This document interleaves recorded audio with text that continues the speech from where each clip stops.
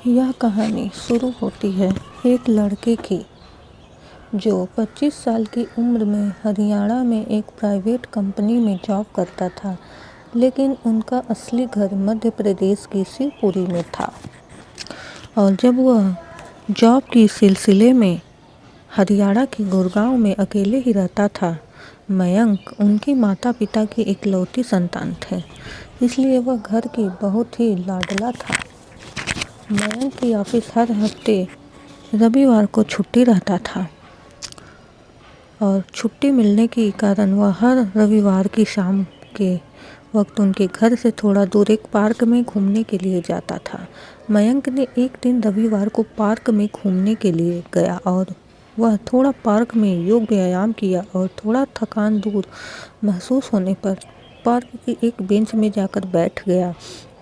मयंक बैठा ही तभी देखा कि उसके पास वाला एक बेंच पर एक औरत एक बच्ची के साथ बैठी है और मयंक देखता है कि वह थोड़ी उदास है। मयंक ने नज़रअंदाज करते हुए पार्क के चारों तरफ नज़र घुमाकर देखने लगा। कुछ ही देर बाद मयंक की नज़र उस बेंच पर पड़ी तो वह औरत और बच्ची वहाँ नहीं थी। थोड़ा शाम ही के अंधेरा भी हो चुका था। तभी मयंक ने उस बेंच पर धुंधला धुंधला सा नज़ारे से देखा कि एक लाल रंग की कोई चीज़ पड़ी है, क्योंकि पार्क में ज़्यादा लाइट ना होने की वजह से उसे साफ साफ नज़र नहीं आ रहा था।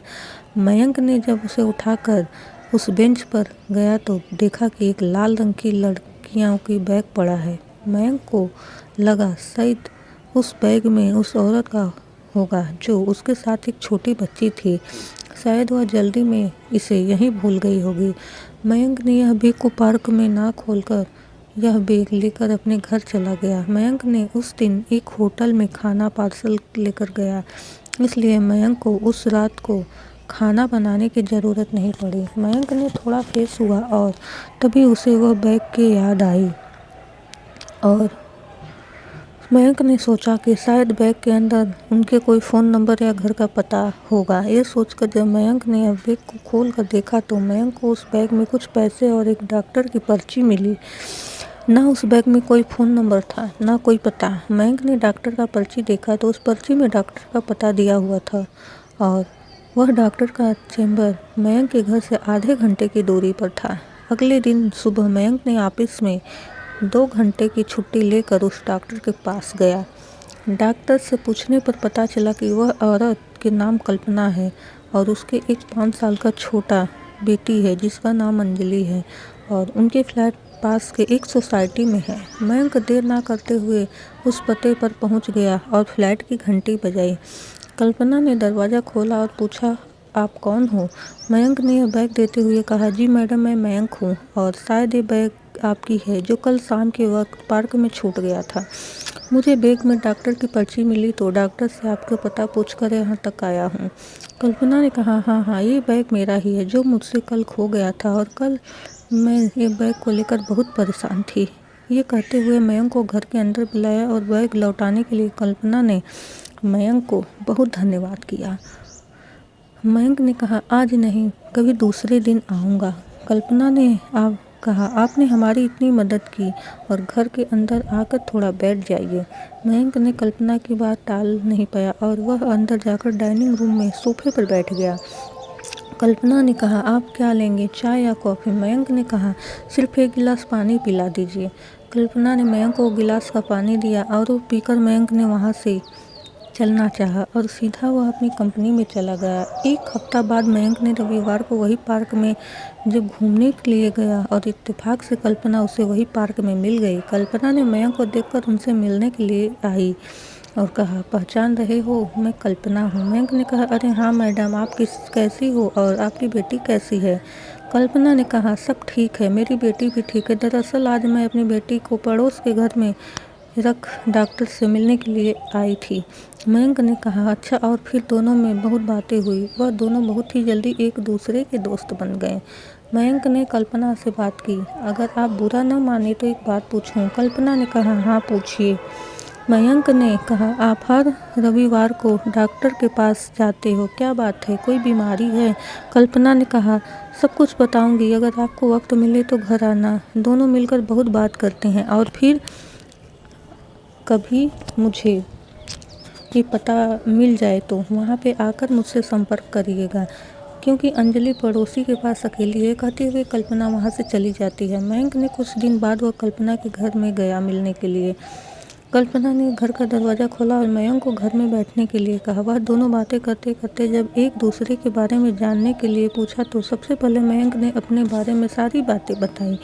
मयंक की सारी बातें सुनने के बाद कल्पना ने कहा, इस फ्लैट में मैं और मेरी बेटी अंजलि दोनों रहती हूँ और मैं एक ऑफिस में जॉब करती हूँ। मेरा पति 2 साल पहले एक कार एक्सीडेंट में मौत हो गई और मेरे ससुराल वाले मेरे पति का मौत के जिम्मेदार मुझे ही मानते हैं, इसलिए वह लोग मुझसे अपनाए नहीं।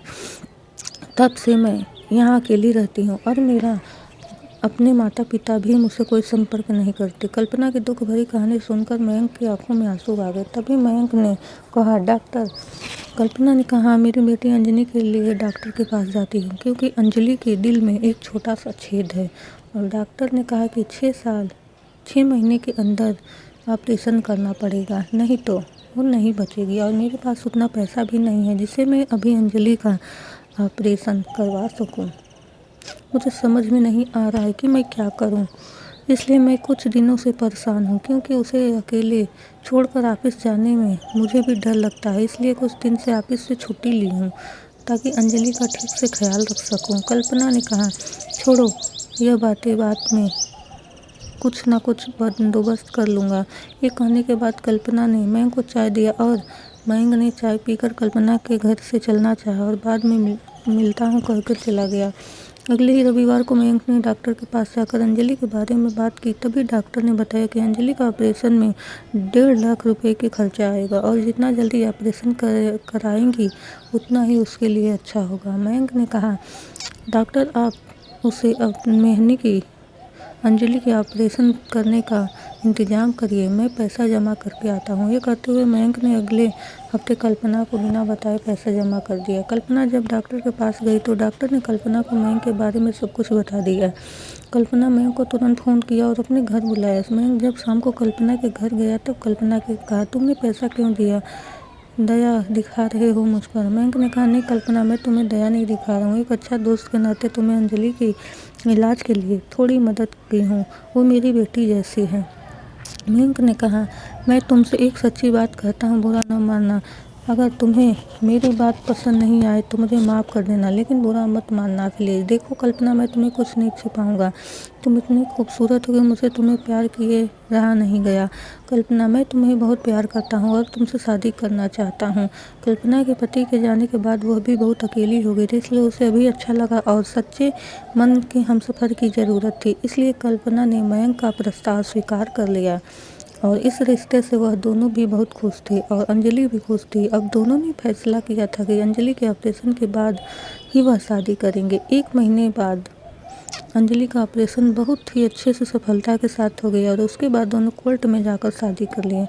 पहले तो मयंक के माता पिता उसकी शादी को नहीं माना, लेकिन 1 साल के बाद जब वो दोनों को अपना लिया, अब मयंक और कल्पना अंजलि के साथ ज़िंदगी में बहुत खुश हैं।